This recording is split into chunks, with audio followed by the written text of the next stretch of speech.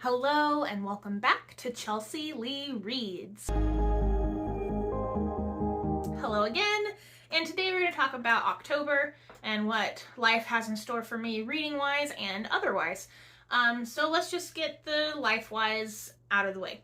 I am so excited to say that I have started rehearsing for Cinderella at the local theater I work at. I am music directing, and so my evenings are going to be there.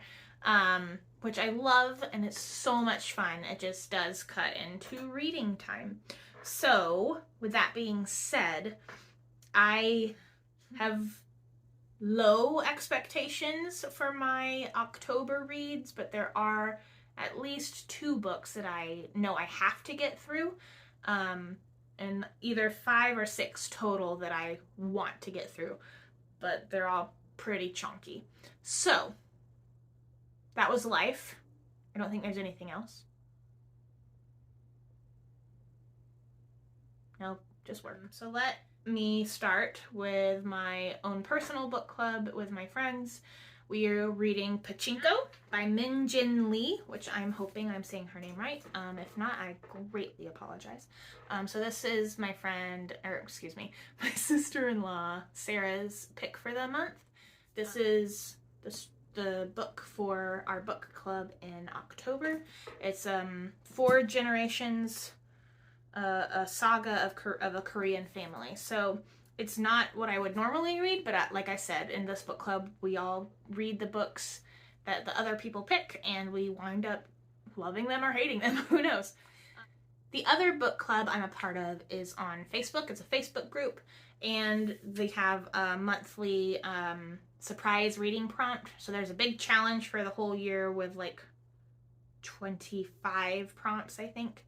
And then there's a monthly surprise prompt that's extra that you can absolutely fit from the big challenge into this little challenge if you can make it work. So I have a couple of books that will probably work for this challenge. And it is, for October, it's a spooky cover, dark in the title, or a mostly black cover. And I have Patrick Rothfuss's The Wise Man's Fear, which is pretty dark, and it's a little spooky. I mean, there's like a dude just standing down the hallway. It's pretty dark, spooky. There's no dark in the name, in the title, but this is a friend's book that I still have yet to read and give back to them, so I'm hoping to get through this in October. But this is a pretty chunky book. It's over 1,000 pages, so we shall see. So either that for the online book club Facebook group, or my star poll from last month, which was A Face Like Glass, because that is pretty creepy. And it's dark, mostly black cover. So that would definitely count. I might start with this one just so I can guarantee I finish it, because this one's only less than 500 pages long. So I'll probably start with this one for that challenge and hope to get through the other 1,000-page book as well. The other 2 star polls I have from last month were Wicked Saints by Emily A. Duncan and Cloud Cuckoo Land by Anthony Doerr. I would like to get through those this month just because I didn't get through them last month when I pulled them out of my star jar. And I think I would like to pull one more. Like I said, I have very low expectations for this TBR for October, but I think I want to try to maybe get one more out of it. So with that being said, let's pull 1 star out of my star jar. I have no idea. Let's go with this itty bitty purple one. Oh, I didn't even show you, so I'm gonna pull all these.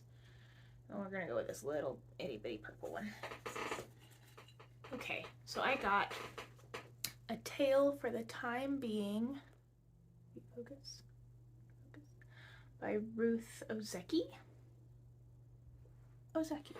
Okay, so this is A Tale for the Time Being by Ruth Ozeki. It says, "Hi, my name is Now, and I am a time being. Do you know what a time being is? Well, if you give me a moment, I will tell you. On a remote island in the Pacific Northwest, a Hello Kitty lunchbox washes up on the beach. Tucked inside is the diary of a 16-year-old Japanese girl named Nao Yasutani. Ruth, a writer who finds the lunchbox, suspects that it is debris from Japan's 2011 tsunami. Once she begins to read the diary, Ruth quickly finds herself drawn into the mystery of Nao's fate. Meanwhile, in Tokyo, Nao, uprooted from her home in the U.S., bullied at school, and watching her parents spiral deeper into disaster, has decided to end her life. But first, she wants to recount the story of her great-grandmother, a 104-year-old Zen Buddhist nun, in the pages of her secret diary. Full of Ruth Ozeki's signature humor and insight, A Tale for the Time Being deftly blurs the line between fact and fiction. I guess it's supposed to be a tale for the time being, not for a tale for the time being, which is pretty cool. It's a play on words, you know. This is actually going to be really interesting because I also have Pachinko to read. So this will be lovely to read a Korean and a Japanese book, both in October. We're sort of hoping for a spooky book since it's fall and spooky time, but hopefully I can get through some of this and I'll just pull something off my TBR because it is huge. Huge. So, this, let me get my TBR together. So this is my TBR for October. Yeah, I don't think this is going to happen. I will definitely read this, and I will definitely read this. And if nothing else, I'll read this because I've already started it. I also just started listening to The Woman in the Library by Sulari Gentil? Maybe it's Gentil. On audiobook today. I've literally listened to maybe 10 minutes of it. And it's already quite intriguing. I've listened to the first chapter. So, these 4 strangers are in the library, the Boston Library reading room or something like that. And they hear a scream, like a literal blood-curdling scream in the reading room. And everybody's like, what is going on? And they go get coffee, and the last line of the first chapter is, and that's when I had my first coffee with a killer. I was like, I'm sorry, what?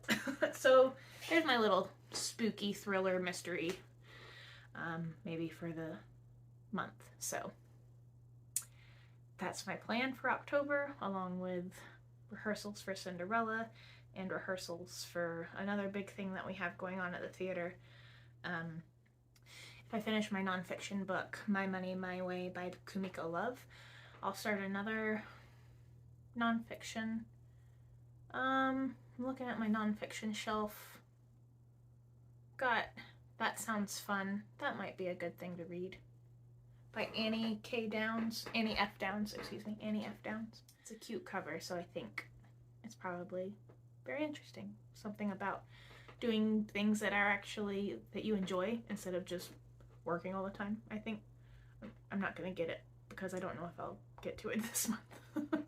But I probably will start another nonfiction this month, so I'm excited about that too. Thank you for joining me, and I hope you all have a great reading month in October.